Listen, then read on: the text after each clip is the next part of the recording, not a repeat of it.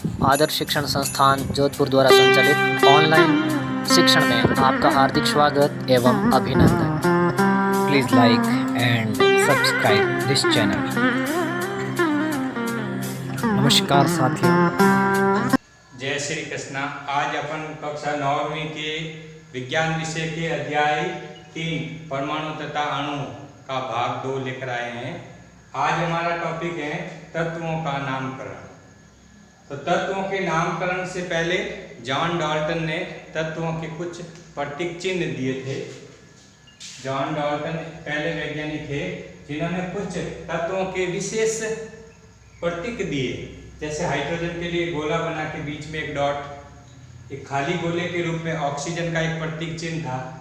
Copper का एक गोले के अंदर C लिखा था। सीसा लेड के लिए ये गोले के अंदर L लिख के एक प्रतीक चिन्ह थे कुछ। तो ये पहली कोशिश थी तत्वों को एक प्रतीक देने की। उसके बाद तत्वों के नामकरण में सबसे बड़ा नाम आता है ब्रिजिलियस का। तो ब्रिजिलियस ने तत्वों के प्रतीकों का सुझाव सर्वप्रथम दिया था। इसके अनुसार तत्वों के नामकरण के कुछ आधार रखा गया। तो सबसे पहला आधार था तत्वों के नामकरण का उसकी व्युत्पत्ति स्थल, यानी जहां से तत्व सर्वप्रथम जिस जगह से मिले उसका नामकरण उसके आधार पर दिया गया। और उसमें एक तत्व का नाम जिसमें आता है वह है कॉपर का नाम। तो कॉपर का नामकरण उसकी एक जगह थी जिसका नाम था साइप्रस, अर्थात कॉपर सर्वप्रथम साइप्रस में मिला, इसलिए उसका नामकरण साइप्रस के आधार पर क्या रख दिया गया, कॉपर रख दिया गया। उसके बाद तत्वों के नामकरण की एक और अन्य पद्धति आई जिसका नाम था रंग के आधार पर, कलर, और उसमें गोल्ड यानी सोने को नामकरण दिया गया।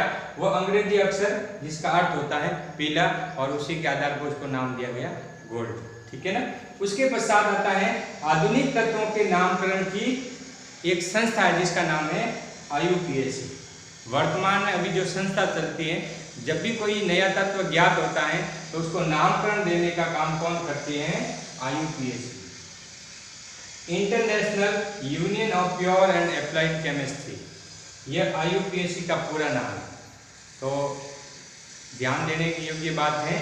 अब आपको IUPAC का पूरा नाम याद रखना है, international union of pure and applied chemistry, IUPAC का पूरा नाम। यह एक संस्था है जो कोई भी तत्व नया ज्ञात होता है तो उसको नाम देना, उसको प्रतीक देना और उसको एक मात्रक देना, ये सारा काम कौन करता है, IUPAC करती है। तो वर्तमान में जो संस्था चलती है जिसका नाम है IUPAC, जो नए नए तत्वों को नामकरण देने का काम करती है। तो IUPAC पद्धति के आधार पर तत्वों के नामकरण के कुछ चरण हैं। तो इसमें सर्वप्रथम चरण है तत्वों के प्रतीक उन तत्वों के अंग्रेजी नामों के एक या दो अक्षरों के बने होंगे। तो पहला नियम यह था कि कोई भी तत्व है उसका प्रतीक या एक अक्षर का या दो। और इसमें दूसरा चरण दिया गया इन्होंने, किसी प्रतीक के पहले अक्षर को सदैव बड़े अक्षर कैपिटल लेटर में और दूसरे अक्षर को हमेशा स्मॉल लेटर में लिखा जाएगा। तो दूसरा चरण था किसी भी तत्व के प्रतीक को उसको अंग्रेजी के पहले अक्षर को सदैव बड़ा और दूसरे अक्षर को सदैव छोटा लिखेंगे। जैसे अपन को लिखना है कॉपर, तो अपन C बड़ा करेंगे और U छोटा लिखेंगे, है ना। तो कहने का मतलब है किसी भी तत्व का जो प्रतीक होगा उसका पहला अक्षर कैपिटल लेटर सदैव और सदैव बड़ा और सेकंड अक्षर जो हमेशा स्मॉल लेटर लिखा ही जाना चाहिए। इसके बाद तीसरा चरण था इन्होंने, देखो जैसे इसमें अपन देखो दो एग्जांपल देखते हैं। जैसे हाइड्रोजन है तो हाइड्रोजन को बड़े H से दर्शाएंगे, ठीक है ना। इसी प्रकार से जैसे देखो लिखा है एल्यूमिनियम, तो इसको AL से लिखेंगे, ना कि इसमें देखो A बड़ा और L भी बड़ा, ये नहीं करेंगे, ये गलत होगा। यानी इसमें पहला अक्षर सदैव बड़ा और दूसरा अक्षर सदैव छोटा लिखा ही जाना चाहिए। दूसरी बात आप सभी ध्यान देवे भैया बहन कि कभी भी कोई भी प्रतीक लिखें रनिंग राइटिंग का प्रयोग ना करें। जैसे आपको सोडियम लिखना है तो कभी भी इसी प्रकार का प्रयोग न करें। इसमें दोनों अक्षर सदैव स्पष्ट और अलग अलग होने चाहिए। अर्थात सोडियम लिखना है तो N बड़ा और A हमेशा छोटा। इस प्रकार से आपको दर्शाना। कैपिटल लेटर और स्मॉल लेटर का ध्यान रखें, रनिंग राइटिंग का प्रयोग कभी भी न करें। इसके बाद देखो यहाँ लिखा है कोबाल्ट, तो कोबाल्ट में C बड़ा होना चाहिए और O सदैव छोटा होना चाहिए। जैसे देखो C और O लिखा है, ना कि आपको ऐसा लिखना है C भी बड़ा और O भी बड़ा। C बड़ा और O बड़ा का मतलब होता है कार्बन मोनोऑक्साइड। तो कार्बन मोनोऑक्साइड एक विषैली गैस है और कोबाल्ट एक धातु है। अर्थात अपन की छोटी मोटी गलतियां आगे चलकर बहुत बड़ी गलती बन जाती है। तो कोबाल्ट को C बड़ा और O छोटा ही लिखे सदैव और सदैव। जैसे आप H2O लिखें तो कई सारे बयान इस प्रकार से इसको लिख देते हैं, ये लिखी हुई चीज गलत है।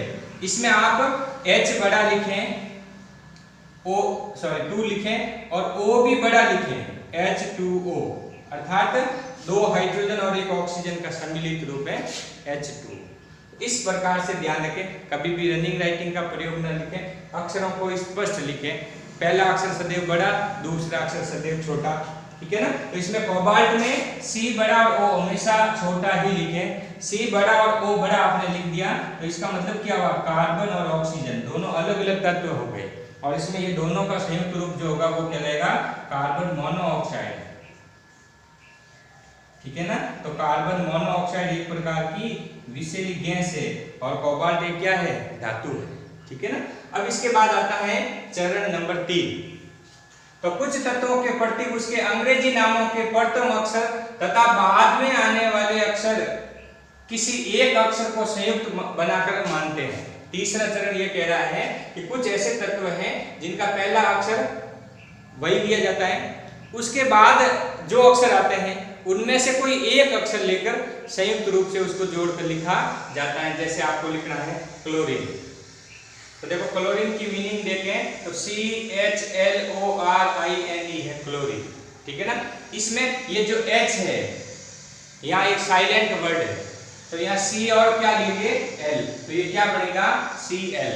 तो आप ऐसे लिखेंगे C बड़ा और L छोटा, या H को साथ में नहीं लिखेंगे क्योंकि H एक साइलेंट वर्ड है यहाँ पर, तो C और L लेंगे तो क्या बनेगा Cl।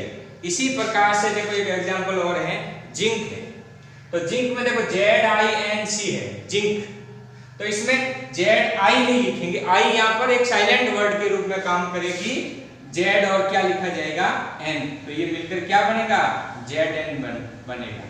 तो ध्यान रखें Z और N, तो इसमें पहला अक्षर सदैव बड़ा और बाकी के जो अक्षर हैं इनमें से किसी एक अक्षर को लेकर एक नामकरण दिया जाता। तो ये चरण नंबर 3 था। अभी अपन पढ़ेंगे चौथा और अंतिम चरण है, वेरी मोस्ट इंपोर्टेंट है। अक्सर एग्जाम में एक सवाल पूछते हैं, निम्न तत्वों को जो लैटिन भाषा में तत्व हैं उनके नामकरण किस प्रकार से दिए गए, या ऐसा भी सवाल पूछते हैं कोई 2 लैटिन शब्दों के नाम लिखिए तत्वों, ठीक है ना। तो देखो जैसे अन्य तत्वों के प्रतीकों को लैटिन, जर्मन या ग्रीक, साइंस की हमारी 3 मुख्य भाषाएं हैं, लैटिन, जर्मन और ग्रीक भाषाएं, और इन भाषाओं के आधार पर भी कुछ तत्वों को नामकरण दिया गया। जैसे लोह तत्व है, लोहे को अपन फेरस कहते हैं, तो लोहे की मीनिंग देखें तो IRON है, परंतु इसको जो नामकरण दिया गया था वह इसके फेरम शब्द से दिया गया, ठीक है ना। तो कहने का मतलब क्या हुआ कि इस तत्व को जो नामकरण है, लोह तत्व को आयरन शब्द से नहीं जोड़कर इसको फेरम शब्द, ये फेरम एक लैटिन भाषा का शब्द है, तो मीनिंग क्या हुई देखो FERRUM है फेरिम, और फेरम शब्द से इसका कौन सा शब्द लिया गया, F और E, F बड़ा और E छोटा। तो लोहे को लैटिन भाषा में फेरम शब्द से उसको Fe तत्व का प्रतीक चिन्ह मिला। इसी प्रकार से सोडियम भी एक लैटिन भाषा का शब्द से लिया गया शब्द है। सोडियम की मीनिंग तो SODIUM है सोडियम, परंतु ऐसे सोडियम को SO से नहीं लिखते हैं, लैटिन भाषा में इसको नेट्रियम कहते हैं। तो नेट्रियम शब्द की मीनिंग होगी NATRIUM, नेट्रियम है। तो नेट्रियम शब्द में से N और A शब्द को लिया गया, तो सोडियम का प्रतीक चिन्ह क्या बन गया, Na। वेरी मोस्ट इंपोर्टेंट है। और भैया बहन अक्सर इस बात में गलती करते हैं कि सोडियम जब भी शब्द आता है तो सोडियम से SO लिख लेते हैं, तो सोडियम से कभी भी SO नहीं लिखा जाएगा। क्यों? क्योंकि इसका जो नामकरण है लैटिन भाषा के आधार पर दिया गया, जो नेट्रियम शब्द से है। तो नेट्रियम में मीनिंग N और A से शुरू होती है, तो ये N बड़ा और A छोटा, तो सोडियम को प्रतीक चिन्ह क्या मिल गया, Na। आगे ध्यान रखना आप सभी। इसी प्रकार से पोटेशियम, तो देखो अभी अपन लोहे तत्व, सोडियम, पोटेशियम, ये तीन लैटिन भाषा के शब्दों को पढ़ रहे हैं। तो पोटेशियम को दिया गया कैलियम शब्द। कैलियम की मीनिंग है देखो KALIUM, कैलियम। तो कैलियम में K शब्द है, तो पोटेशियम का प्रतीक चिन्ह क्या हो गया, K हो गया। तो भैया बहन ध्यान रखें, कभी कई बार गलती करते हैं, पोटेशियम शब्द आया P लिख दिया, तो P फास्फोरस शब्द का प्रतीक चिन्ह है, ना कि पोटेशियम का। तो पोटेशियम एक लैटिन भाषा से लिया गया शब्द है जिसका मतलब क्या होगा, कैलियम। तो कैलियम की मीनिंग कहां से शुरू होती है, K से, तो इसका पोटेशियम का प्रतीक चिन्ह क्या हो जाएगा, K हो जाएगा। तो आप सभी भैया बहन हमेशा ध्यान रखें, पोटेशियम का प्रतीक चिन्ह K, सोडियम का प्रतीक चिन्ह Na, लोहे का प्रतीक चिन्ह Fe। इसी प्रकार से दो लैटिन शब्द और पढ़ते हैं, इसमें देखो एक है सोना और एक है चांदी। सोने और चांदी का नामकरण भी लैटिन भाषा के शब्दों से लिया गया। तो देखो सोने को कहा जाता है गोल्ड, तो मीनिंग में देखो GOLD है, गोल्ड। तो जब भी सोना आए तो प्रतीक चिन्ह में GO नहीं लिखना है, तो हमेशा ध्यान रखें, गोल्ड को, सोने को प्रतीक चिन्ह किससे दिया गया है, लैटिन नाम है ऑरम शब्द से, ठीक है ना। ऑरम उसके कलर के हिसाब से नाम दिया, तो ऑरम शब्द तो AURUM है ऑरम, तो इसका प्रतीक चिन्ह क्या बन गया, AU। तो सोने का प्रतीक चिन्ह क्या हो गया, AU। ऑरम शब्द से इसका व्युत्पत्ति हुई है। इसी प्रकार से हमारा अंतिम शब्द है चांदी, सिल्वर। तो मीनिंग में देखो SILVER है, सिल्वर, ना कि तो SI से नहीं देंगे इसका प्रतीक चिन्ह। तो चांदी को क्या कहते हैं, अर्जेंटीनियम कहते हैं, अर्जेंटीनम। अर्जेंटीनम शब्द से लिया गया है, अर्जेंटीनम शब्द से AG, तो ARG है, तो R यहाँ पर एक साइलेंट वर्ड हो गया और प्रतीक चिन्ह क्या बन गया, AG। तो चांदी का प्रतीक चिन्ह AG, सोने का AU, सोडियम का Na, पोटेशियम का K और हमारा लोहे का Fe फेरस। तो आपको ज्यादातर सभी भैया बहनों को हमारे आवास सारणी में कुल 118 तत्व हैं। इस 118 तत्वों में से आपको लगभग 20 तत्वों को सभी को याद करना है। हमारी कक्षा 10वीं के हिसाब से और 9वीं के हिसाब से सबसे महत्वपूर्ण कितने हैं, प्रारंभिक के प्रारंभिक के 20 तत्व सबको याद रखने, जो मैंने अभी बोर्ड पे लिखा है, ये 20 तत्व है। पहला है हाइड्रोजन को H से, हीलियम को He से, लिथियम को Li से, बेरिलियम को Be से, बोरॉन को B से, कार्बन को C से, नाइट्रोजन को N से, ऑक्सीजन को O से, फ्लोरीन को F से, नियोन को Ne से। नियोन 10 नंबर पे आता है, ये जो क्रम संख्या है वही उसकी परमाणु क्रमांक है, ठीक है ना। 11 नंबर पे आता है सोडियम Na, 12 नंबर पे आता है मैग्नीशियम Mg, 13 नंबर पे एल्यूमिनियम Al, 14 नंबर पर सिलिकॉन Si, 15 नंबर पर फास्फोरस P, 16 नंबर पर सल्फर S, 17 नंबर पर क्लोरीन Cl, 18 नंबर पर ऑर्गन Ar और 19 नंबर पर पोटेशियम K और 20 नंबर पर कैल्शियम Cl। तो आप सभी को भैया बहनों को ये 20 तक तत्व सभी को याद होने चाहिए। जब भी कभी एग्जाम होगा आपसे ये सवाल पूछे जाएंगे, प्रारंभिक के 20 तत्वों को आपको परमाणु क्रमांक सहित याद रखना है, प्रतीक चिन्ह सहित याद रखना है। धन्यवाद। आज हमारा वीडियो यहाँ तक रहेगा।